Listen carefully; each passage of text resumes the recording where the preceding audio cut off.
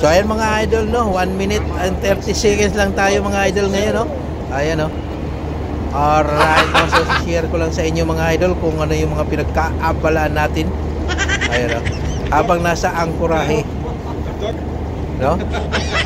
Alright, no, habang nasa angkorahe tayo mga idol, wala tayong ibang pinagkaabalaan kundi magkasakali tayo kung may mahuli tayong priskong isda, no. Kapag nangangawil naman kasi mga idol, nakakaano din yan eh, nakakalibang, tapos uy, nauna pa si Mayan, matamba ka.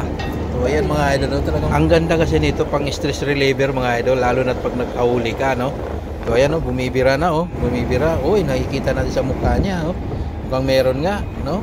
So ayan mga idol, yan yung pinaka the best dyan, no? Yung pinaka maganda talaga dyan mga idol, na may mahuli ka habang nangangawil, no. Iyan, no, may dalawa. So ayan, dalawa mga idol, no. Dalawa, matamba ka. Saka yung isa, hindi ko alam kung anong pangalan niya mga idol, kaya na naman pangalan niya. So ayan, no, preskang preska mga idol. So ito yung huli namin kung maghapon, bali. Ayan, no, mga idol, no. Ang lalaki, no. So preska yan mga idol, no. Wow. Fresh catch, alright. No? Sarap, sabaw na yan. Ay!